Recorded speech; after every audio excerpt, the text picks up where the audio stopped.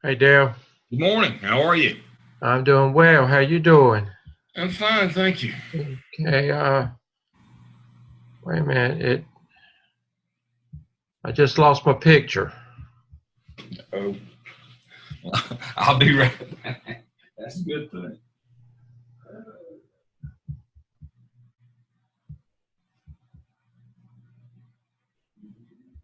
What did I do, Dale? You there?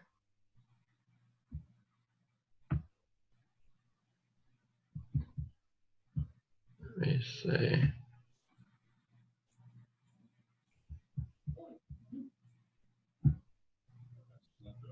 Weekend class and if y'all want to grab something, it's not much. All right, I'm back. Okay. Okay, let me see.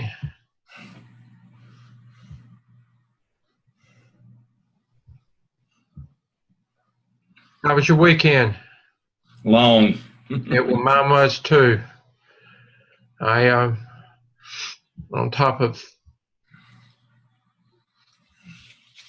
let's see.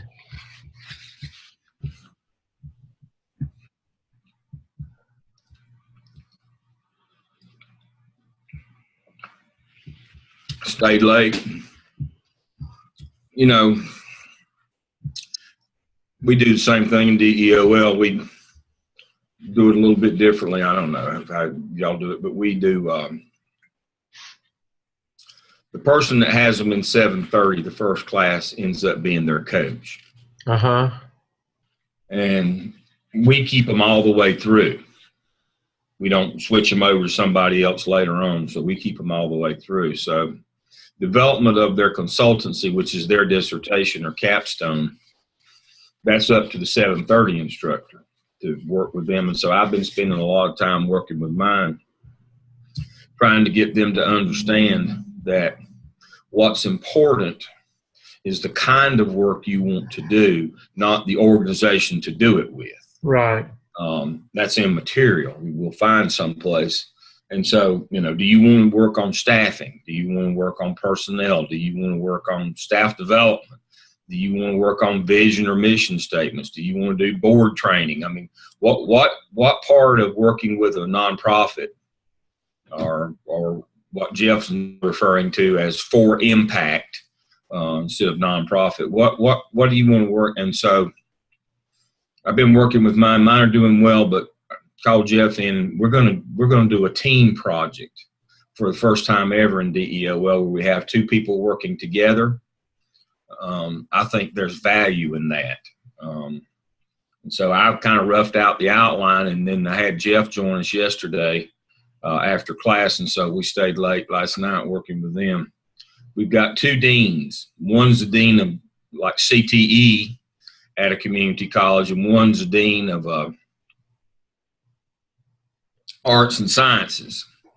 Mm-hmm. And so what we're going to do is the dean of the arts and sciences at Gaston has been invited to design a program evaluation, an instrument to evaluate the CTE program at her place. And so I can go for that because it's not her division. We tell them you can't do it where you work. Well, that's not exactly where she works.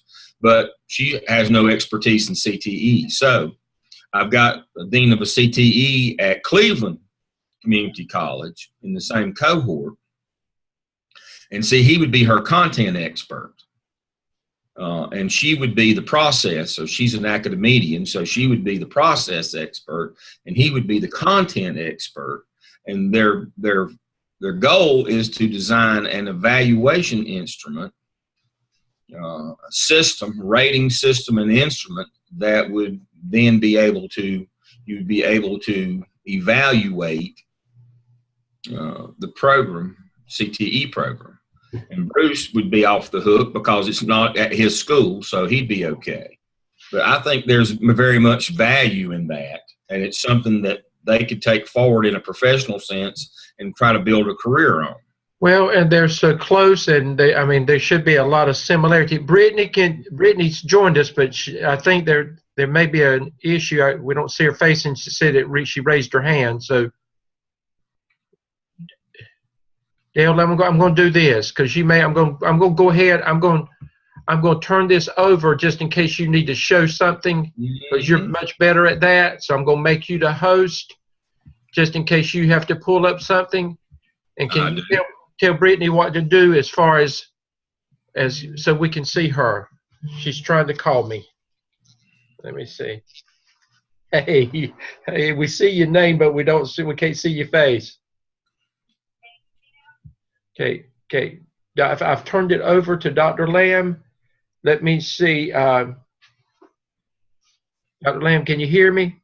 I can hear you. Yeah, hold Brittany. Okay, he can hear you too. What? Tell Brittany. I can hear Brittany. Okay, Brittany, go ahead. She's on my phone. Oh, okay. Go ahead. Tell him what does she need to do so she can. It showed that she had joined, but it just showed her name. I don't know. I mean, she. Can she go back out and do it again? Yeah, she can always. Let me just a second. Okay, hold just a second, Brittany. Okay, he's going. All participants are unmuted now. Let's see. Does she have the volume turned up on her computer? Is the volume turned up on your computer, Brittany? Are you using one that has a camera? Are you using one that has a camera? Yes. Yes. All right. She probably needs to go out and come use the same. Go back out and join again. Just go back out and join again, okay? And when you come back on, Dr. Lamb should be able to hear you too. And maybe okay. Just close out and then join the session again. Yeah. Okay.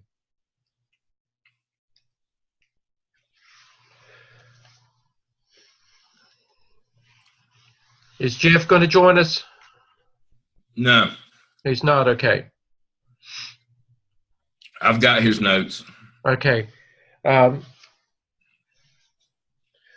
sent you. I went through. I was exhausted, but I went through chapter 3 last night, and all I did was I edited and she's edited everything, and she's done a good job going back and looking at it with a good eye the second time. So I looked at what I could last night until I just couldn't look at anything else. But I've just looked at chapter 3, and I just corrected it for just grammar and sentence structure and any APA. But she had done. Did she send you the one? Okay. Did she send you the one that? Okay, I did one. You did 2. And I still got to go back and do. I got to get back and do 2 again. On 3, so I'm going to work on 2 sometime today again. But she's corrected what I did the first time, so she's really worked hard on things. So. All right. Can Brittany hear me now? She hasn't joined us yet. She's trying to get back on. Well, it just says got a box without a picture. It says Brittany Ray, so and we'd have 3 participants again. So, Brittany, are you there?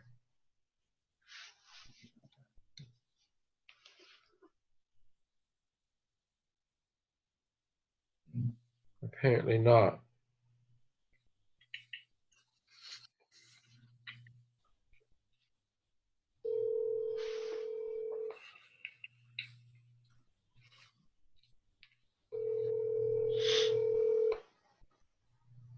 Hello? Hey, it's showing 3 participants. It's just showing a box with your name. It's showing that you're still there. It's showing your name, Dr. Lamb said. there you are. Okay, gotcha. Okay, go ahead. I just Brittany, can't see her. Can you hear me? Brittany, can you hear me? Obviously not. Okay. Now I can hear you. Okay. Yeah, okay, we got it now. Okay. All right. Okay. Good morning. All right. Good morning. Good morning. Now, I'm on a short time frame. I got to be in a meeting in a few minutes here. Okay. For my real job, so let's move on quickly. First thing in chapter 1. Okay. Under your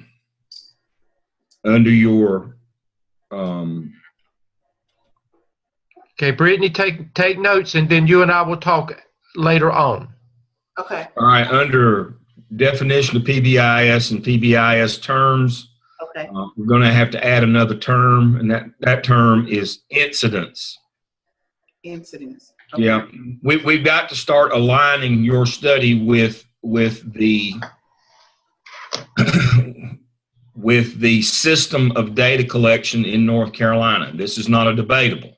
North Carolina defines these things, Department of Public Instruction, based on all the laws and policies of the state board and the state legislature. They define all this stuff for us. They are the experts. And so we can use anything that they publish without having to have it validated or do any of that, because it is the Bible. Okay. So the incidents would be defined according to what DPI, how they determine. I'm going to show you. I'm going to show you. Okay. All right here. Disciplinary data terminology. This is, let me run this up right quick. You can see that on your screen. This is where it comes from. North Carolina Disciplinary Data Reporting Procedures. This is from the DPI Safe and Healthy School Support Division. I'm going to send you the link to this manual. This is the Bible. Okay. All things disciplinary. You cannot ignore this. Here are all the laws. I'm rolling down through it. It cites all the laws, everything that has to be done right here. So, and Dr. Lamb, send me whatever you send her. I'm going to send her.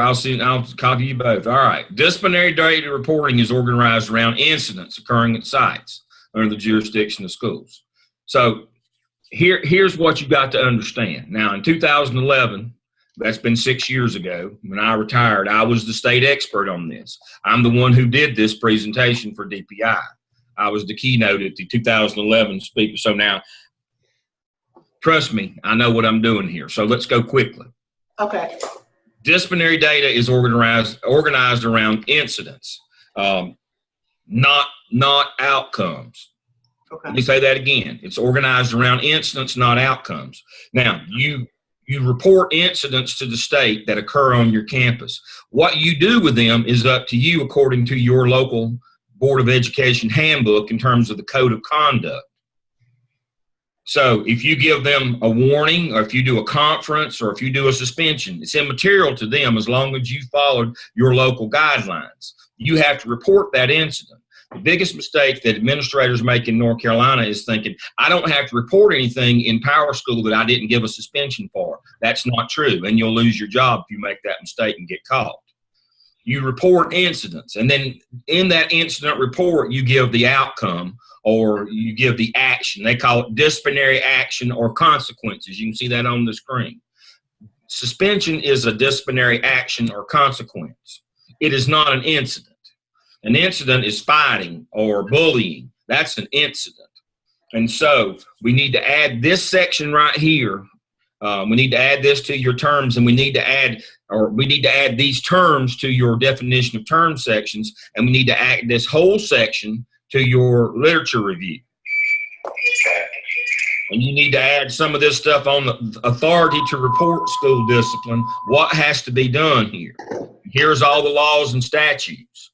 You need to bring this stuff out in your literature review. You need a lot of this manual in your literature review because it speaks exactly to your study. Now, and what we'll do is figure out where it needs to go, Brittany. We'll just figure out where it needs to go with what you've already got. Okay. All right. Now, stay with me now. Here's the point. What you're trying to figure out is, does PBIS lead to the decline or decrease in the actions, or excuse me, does it lead to the decline or decrease in the number of incidents that occur that can lead to suspension? Okay. See, half of the academic and disciplinary programs in the state of North Carolina are just cover for cheating. Let me say that again, and I'm being recorded, and I have the data to bear this out. Half of the academic and disciplinary programs in North Carolina were simply put into place to cover up for cheating. people said, we want to reduce our suspensions, but we can't just reduce them. Somebody will ask us how come all our suspensions went down. So we'll put some program in, won't really do anything, but then it won't slow down the incidents. We'll just not suspend kids. We have the authority not to, we just won't suspend them. And what that does is actually increase the number of incidents that occur on campuses and make schools unsafe. The idea in reducing suspensions is that you reduce the incidents that lead to suspension. That's the plan. That's the idea. That's the goal. Okay. Reducing suspensions is a byproduct of our real agenda here. Our real mission is to reduce the incidents of bad behavior that lead to suspension, and that's what PBIS is for. You go to the state website, and they've got a website just like this one for PBIS and a manual, and that's what it will tell you. That PBIS in the end, it will reduce suspensions, but more importantly, it reduces the disruptions and the incidents that lead to suspension. Okay. You know, I can give you two examples quickly. Vance High School, all of a sudden, their incidents just fell, their suspensions just fell off the map. DPI, call me on the phone. When DPI calls you on the phone and you're deputy superintendent, that's not a good thing. Call me on the phone. I'll run up there right quick. What's going on? Is there a problem with your technology? Why is there no instance? And no suspensions this semester, this month. Well, I was hired a new AP. I was told to get the number of suspensions down. That didn't mean just don't put them in the system. And what they meant is do a better job of supervision, put some programs in place, do something, reduce the number of incidents that lead to suspension. And so the next AP, I had to train her to do that because I had to fire that one that day. You don't make your own suspension forms. You can't generate a legal suspension form until you put it into Power School. The incident has to be entered into Power School to generate a suspension form. She was just making up her own suspension forms. And oh, by the way, the problem with that is over 700 days of attendance was counted present when they were actually absent. So we had to rebate $17,000 back to the state. That's what we're talking about here. I had a middle school principal who got on TV, wasn't supposed to be, but got on TV. She kind of on her own, just kind of cowboyed one and went on TV and said, I know that, when the choice plan came out and she was losing market share, her enrollment was dropping like a stone. So she got on TV and said, our school is safe. We've got fewer suspensions for fighting than we've ever had. Well, that was true. But she didn't have fewer incidents of fighting. She just stopped suspending them for fighting. And guess what the kids did? They just started fighting more because they knew they weren't going to get suspended. Right. And so the new principal had to be trained in reporting that. So what I'm telling you is a lot of times people will put a program in place and then so that it looks like they're doing something that they can justify when their numbers, the bad number goes down or the good number goes up, like on the academic side. And half the time they're just manipulating the number. And the program is of no efficacy and no value at all. It's just a manipulation. The data won't tell us whether there's a manipulation going on or not. We're going to compare the number of incidents and suspensions because both of them have to be reported. It's in the public information. We're going to look at disciplines, on the baseline year of 14-15. Then we're going to look at incidents on 15-16 and 16-17, and we're going to look at suspensions on those three as well. But we're going to do a survey, and we're going to ask. And so on your research questions, you need to change the terminology from disciplinary problems to disciplinary incidents. Okay. Because that's the state terminology. That's what we're talking about here. We have to be consistent in our terminology. So what we're going to ask is on our let's see if I got it. I've got it up here somewhere if I can find it. Okay, Dr. Lamb, while you're looking. Here it is. Here's what I'm looking. Go right ahead. While you're looking. Brittany, I've gone ahead. The what you need to do for IRB, that you can go ahead and you can take care of that today. There is no problem with you going ahead and requesting whatever you need to request. I know how long it takes with Cumberland County, so you can get that request in today.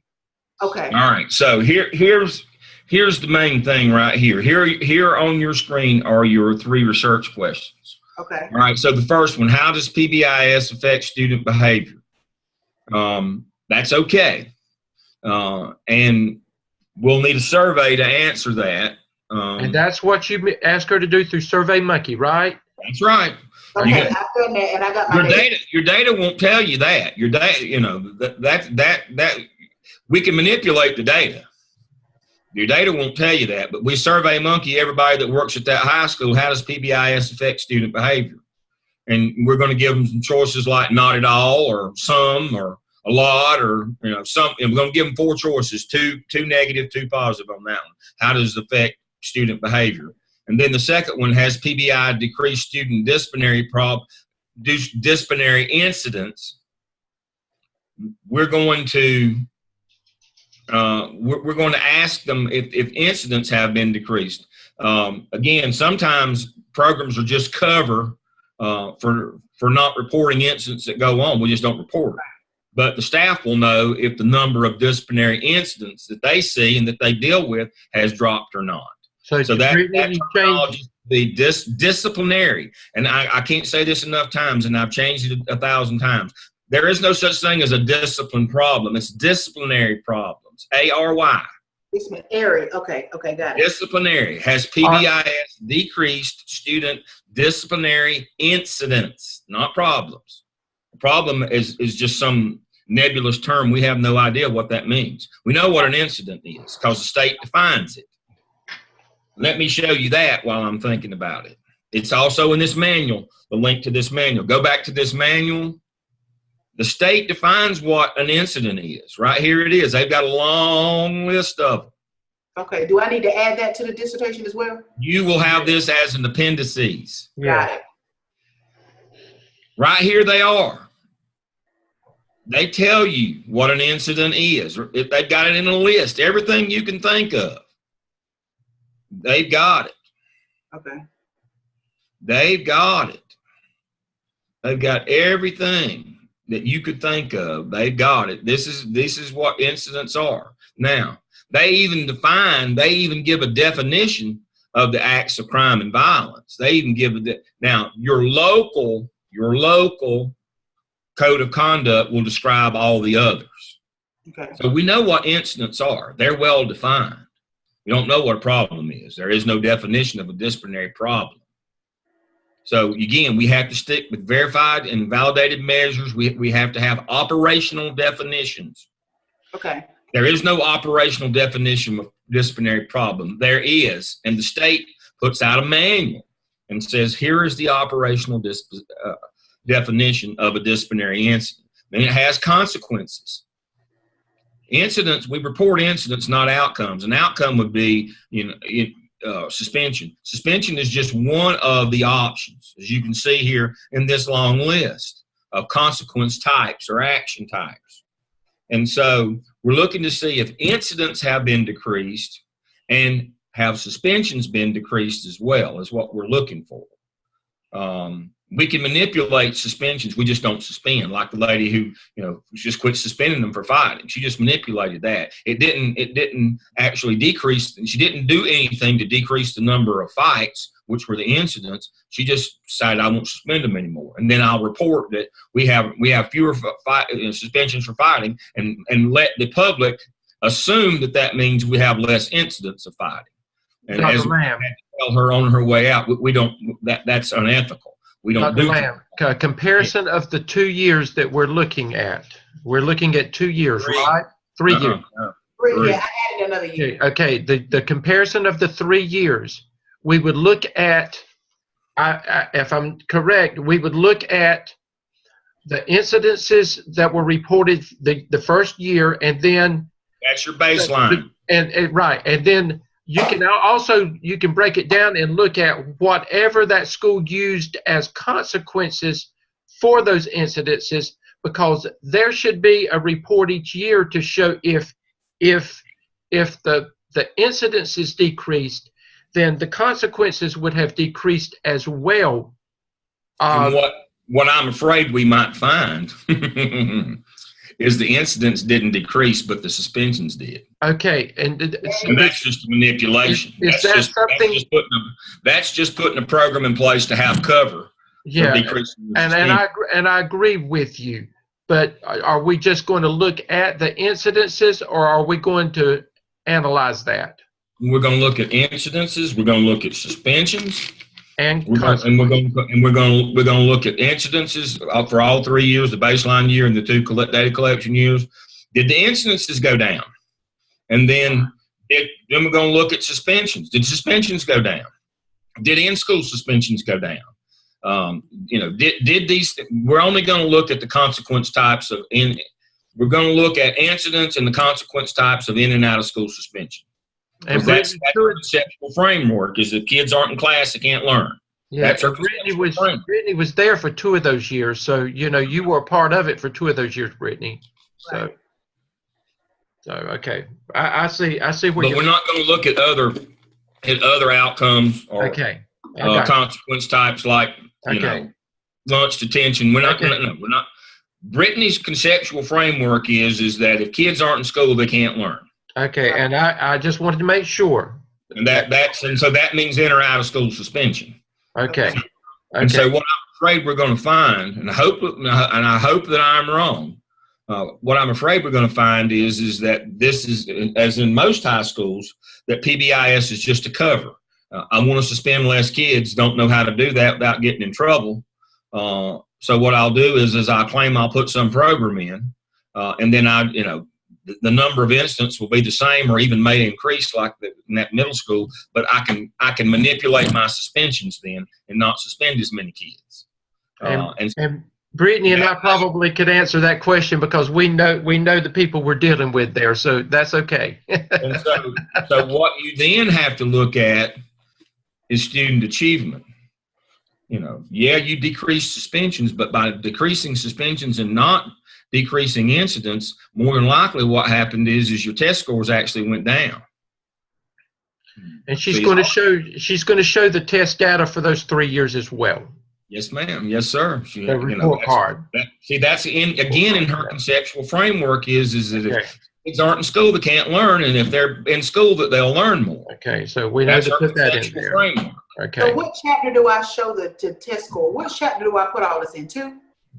Or no. In your methodology, you're gonna show the test score. That goes in 3. 3. Okay, that goes in 3, and then we're going to show all this stuff in 4. We're going to collect all the data in 3. We're going to show all of it in 4, and then we're going to speak to it in 5. In 5, we're going to speak to our conceptual framework. So that's my last thing. The document that Dr. Lamb is showing you that he's going to send, we're going to narrate bits and pieces of that in your chapter 2. We're just going to find where it fits in your chapter 2, Brittany. You got to have operational definitions. You've got PBIS defined, but you don't have incidents defined. and the reporting piece, the legal piece of this is, that they're forced to do, whether they want to or not. Will they have to tell on themselves? There's rules about how they have to tell on themselves. They can't just make it up or don't report it. There's a manual with state law that says you must report this stuff. You don't. It's not optional. You lose your license if you don't. Right. And so that's what we're talking about. See, the least valid form of data is self-report, and the state knows that. So they made law and policy that says you have to tell on yourself. If you don't, we'll just fire you. Just that simple. There's no intermediate step. When I went to visit that AP, when I found that she wasn't putting her data in and was bootlegging suspensions and kids were getting counted present that were suspended off campus, the only option I had was to send her home. There is no intermediate step, and that it has to be that strong. Otherwise, people will cheat. Right. They won't tell. And so the state knows that. And see, the state and we say, well, why does the state care? Well, because the state's getting a bunch of money from the federal, and federal law says you'll report this stuff or we'll turn the faucet off on your money.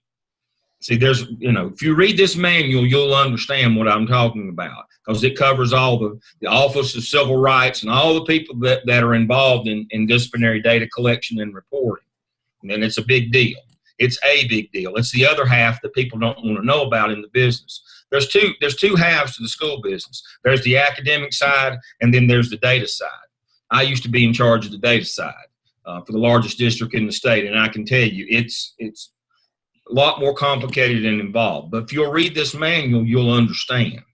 Dr. Lamb, Yeah. while we're here,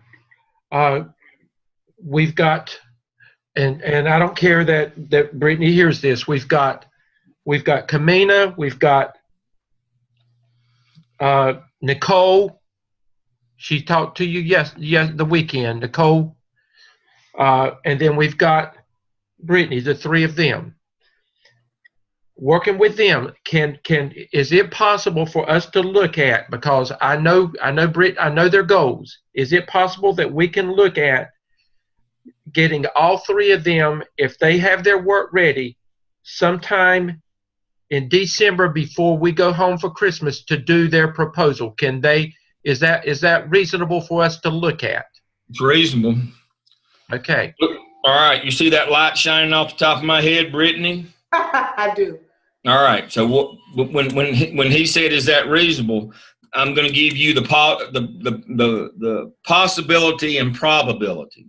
Okay. It's possible that my hair will grow back. It's just not probable. Anything's possible. But now the probability is up to you. So yes, it's possible. But now that's as far as I'm going to go. All right. So now. I want to go in November, and I'm going to. Well, then listen carefully. Next thing I've got to talk to you about is your conceptual framework. Okay. Okay. Do you know what a conceptual framework is? If you don't, Google it. Yeah. All right. Conceptual framework is basically the underpinning of your study, what you're contending or what your research has told you. And so I'm going to give you some bullet points for your conceptual framework. All right. According to the research work that you have done, suspension of high school students leads to decreased academic achievement. Is that not accurate? That's one of the points that you're contending.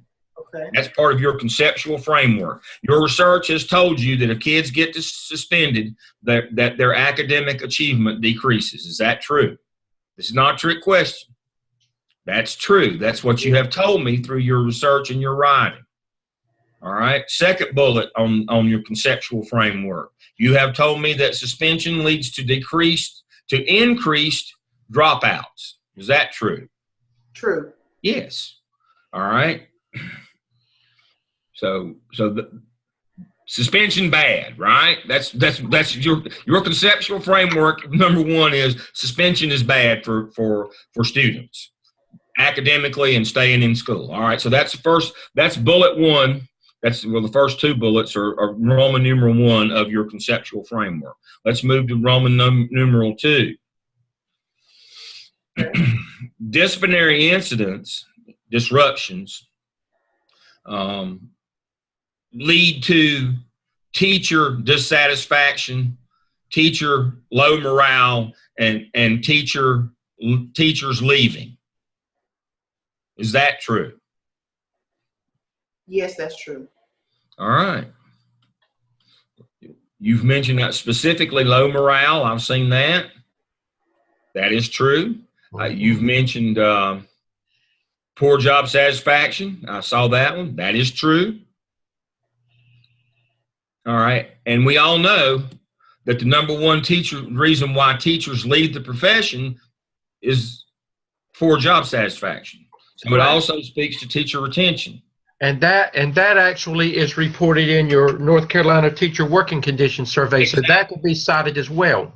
Yes, that's where I'm heading. So we need to pull in TWC in Chapter 2. We need to pull in Teacher Working Conditions Survey, because I have 5 bullets in your conceptual framework so far. All right. And then, so on students, for students, my 2 bullets are suspension leads to decreased academic achievement, increased dropout. So that's my 2 bullets for for students under your conceptual framework. For staff, for teachers, I've got 3. Leads to low morale, poor job satisfaction, which leads to also poor job performance, which speaks to performance, not only leaving, but it speaks to the performance of the ones that are there. They call that brownout now. You might want to do some research on brownout. That's a good idea. That's where employees are in the job still, and it looks like they're okay, but they're just barely operating. They hadn't blacked out yet, but they're operating at a very low functioning level. That's called brownout. We know that poor job satisfaction leads to brownout, and we also know that all of this speaks to teachers. These two speak to teacher retention, which is the third bullet under teachers in our conceptual framework. All right? Okay. And so that means we need to do a little research on the TWC. All right? And then the third bullet here, the third category, we've done students and teachers in terms of your conceptual framework. The third one would then be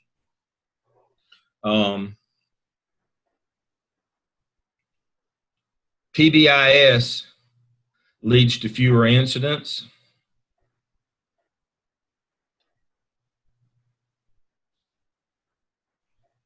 Which means if there's fewer incidents, you have fewer suspensions.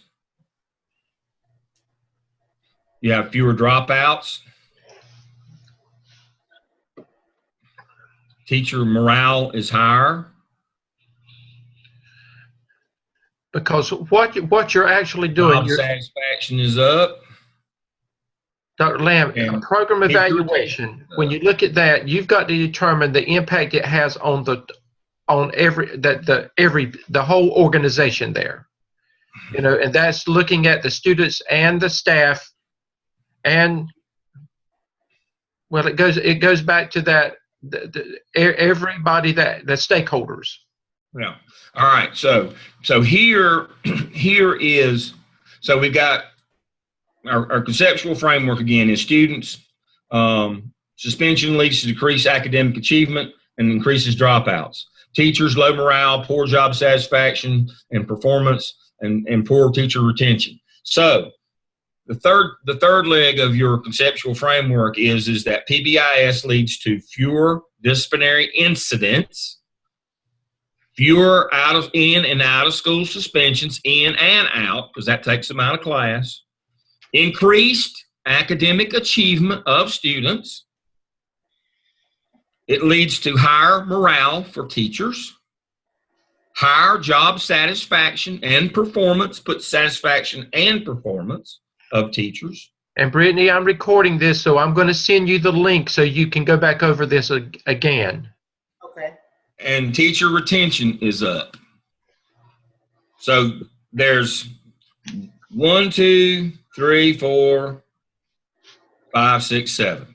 So PBIS is supposed to lead to 7 things: fewer disciplinary incidents, fewer suspensions, increased academic achievement, higher morale for teachers, higher job satisfaction, lower turnover, higher retention. That's your conceptual framework. Those 3 areas, that's your conceptual framework. Now, that's important. Write it down in that you should show that at the end of chapter 2. You should introduce your conceptual framework. All right, based on my research, here are the things that I know. Okay. And that's your conceptual framework. That concludes chapter 2. Very important, because guess what we're going to start chapter 5 with? Conceptual framework. And what we'll do, Brittany, conceptual framework is actually one of those headings, conceptual framework, and then we write up under that your conceptual framework. Yes. So in chapter 3, we're going to set forth our methodology to collect the data that are going to answer our research questions. In 4, we're going to present all that data. In 5, we're going to go back and relate our findings to our conceptual framework. Did it. So now you said, Dale, there's some things here in this conceptual framework. How am I going to be able to answer those? Well, that survey, I told you we're going to have a survey that speaks to a couple of those questions. That survey is going to have to speak to, are there fewer incidents? And this is teacher and staff members' perception, their personal experiences. This is not about the data. We're going to present the data. Okay. But this is about their perceptions, and we're going to ask them also, some morale and job satisfaction questions as well, so that we can go back and we can speak to this conceptual framework in Chapter 5. So we're going to create another survey. One. Okay, because I've already sent out the 2-question survey. Yeah, that's good, but we're so if you've already done that one. And I have the data for it already too. Did you phrase it as disciplinary incidents? No, it says problems. But no. See, that's why I corrected that, and that should have been part of that. That data won't be any good then. Okay. We don't know what a discipline problem is. It's not defined. But when I told you, you won't have to validate it if you use information and material from a validated measure. Okay, but Brittany, don't worry about that. You know the people that you're working with, so they'll understand this. So don't worry about that.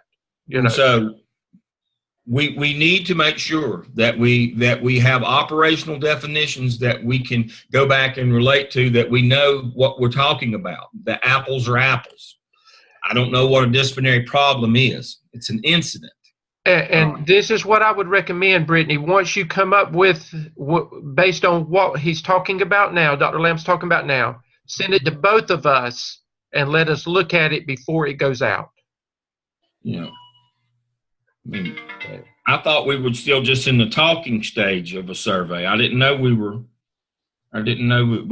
that far along here. Oh yeah, whenever you tell me something, I get right on it. But that's okay. We'll be okay with it though. But we're going to have to survey. We probably need 5 questions. We need 2 specifically, as I told you before, to answer 2 of those. But now in our conceptual framework, we've got some other things that we've got to answer as well. So this is not going to be a long survey. This is going to be simply, have suspensions decreased? Have incidents decreased? Are there fewer disciplinary incidents at your school? Are there fewer suspensions in and out of school at your school? And we need a question for job satisfaction. We need a retention question. We need a morale question. We need 5 questions on a survey, to a quick and easy. And those other 3 with morale and the right terminology. Yeah. We can't. Okay, does it have to be on SurveyMonkey, or can I do it on Google Forms? SurveyMonkey.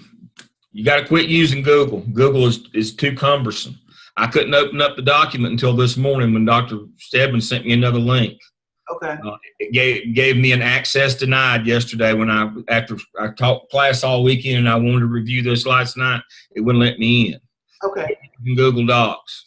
But the last 3 questions that he said, Brittany, you can pull them directly from the working teacher condition survey. There's a section in there. Just pull your questions from there. They've already been validated. The state's already validated the terminology on incidents. We know what it is. That's why you don't have to go through all those. If you use questions from a validated instrument or a validated source, you don't have to. It's not a problem to do a survey. That's what I was telling you the other day. No, it's not a big deal. Just make up your questions, but they have to be disciplinary incidents, like from the Bible, which is a disciplinary data manual for North Carolina's public schools. Okay, so I can already. And TWC, those questions have already been validated. So I can just use the data from the TWC. I don't have to ask. Okay, good. Okay, because I'm gonna be honest with you, getting answers for the survey, it's gonna be difficult. I know. And so you can answer 3 of these questions with just TWC data. Yeah, I had to call each one of those people personally and send them text messages. Yeah, and so you can get most of this from TWC and not even have to survey it. Okay. You can go that route. I don't have a problem with that. Okay. I think maybe that we if we got a comparison basis before PBIS and after, let's see, and I believe you do. I believe you did it the year of your collection year, and then it came out 2 years later. So I believe that's perfect. Okay, you can survey that. You just add TWC to to your literature review, as Dr. Stedman said, and then pull the data, and that's a before and after data picture as well from TWC. You won't even have to survey that. Okay, so I put the data we can in chapter probably 3. use what you have. We'll just change the wording from problem to incidents. Yeah, and that's what I was thinking. Yeah, we can fix that, Brittany. You'll be good. I think you'll be good on your survey, and you can pull your data from TWC, and you probably won't even have to do another one. But now that'd be up to Dr. Stedman. Yeah, I think we can. I think we can fix that. Yeah. So I'll be satisfied if you got TWC before and after, and I'll be satisfied if we change the terminology from problems to disciplinary incidents. I'll be satisfied on that, and I think your data will be clean that way. Okay. But then you will be able to hit all these bullets on your conceptual framework. And I've got it sketched out right here, and hopefully y'all have sketched it out as well, of what your conceptual framework is. And then you'll be able then in chapter 5 will basically write itself. That's, people don't understand. Chapter 5 is the hardest chapter. Okay. You think that's going to be the easiest chapter when you start. It's the shortest, but it's the hardest. It's the hardest. It's the hardest one to write. But if you plan for it up front through your conceptual framework, it basically writes itself. But students don't do that. So I technically, I'm going to submit my IRB, but I don't really have to have an IRB for this because it's public knowledge. Everybody has to have an IRB. I mean, you know what I'm saying? I don't have to submit an IRB to put this in there because it's public knowledge. No. TWC is public information, and so is the number of incidents and the number of out-of-school suspensions. Those are both reported by the state. That's public information. You don't have to have an IRB for any of that stuff. Okay. The IRB is just to cover you just in case anything is ever questioned. Mm-hmm. Okay. And so you have to file one with the university, but no, you're working off public information here. Okay, cool. That was my only concern. That's what I was so. You're working off public information here. Now, the survey where you survey monkey these people, you need something to cover you on that one. Okay, got it. But other than that, no. And that's why I said we only use data from a validated source. Data. Now, we can get all the opinion data that we want. We can get all the opinion stuff that we want. But when we're reporting the actual numbers, it has to be from a validated source. And so there has to be operational definitions. So we're comparing apples to apples. You know, a discipline incident in a teacher's opinion is the same as the state definition of a discipline incident. Okay. And we have to understand the collection process as the researcher here. You have to understand the difference between an incident and an outcome. You have to understand that we don't just report suspensions. We report what happened, and then we also report as what happened as a result of. But the state doesn't just say report your suspensions. They make you report all of them. So the manual, if you read this manual and spend some time with it, I think a lot of your this should have been where you started, but it's not. As long as you get there, I'm happy. Okay. But this week, your task is to read and know this manual from front to back and understand it from front to back. This was the first thing when I trained assistant principals, or part of my role was in Charlotte. That's the first thing they had to learn from front to back. Don't make a mistake on this. There's too many laws, too much money report. See, it's not just the laws that we didn't want them to break.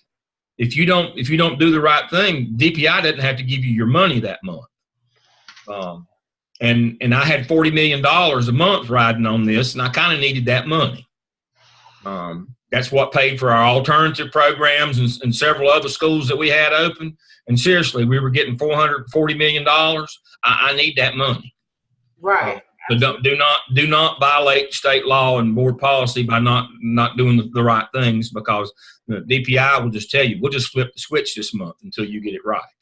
That means you're not going to get your payment this month until you get it right. So Brittany, you know the direction that what you've got to do this week. Once he sends you that document, you understand where you need to go. What I'm going to do is I'm going to send you in both an email right now, and all it's going to have is the link in it. Okay. Because it's a PDF that just opens up, and it will be much quicker. Because I have got to I've just got an agenda for a 10 o'clock meeting, and so I have got to open this thing up and read it before I go. There's no telling what I'm going to define. Okay, so I'm going to add the subject here. Paste to Dr. Stedman. That's bad news for you. What's that? When you click on the email to send to people, you've moved up to number 2 on my most emailed list. Well, that's okay. We're almost hooked at the hips, Dr. Lamb. I know, that's what I mean. That's not. You want me to send it to the Gmail or the? Mine goes all to, no. You're talking about the Brittany. Brittany. Okay. That's perfect. Yes. It's in the air. You now have the link to this manual. Okay, I'm gonna get it and print it out now. I'm gonna tell you what they told me in the Army. Find the manual. Read the manual. Follow the manual. Yes. Everything in the school business in North Carolina has a manual.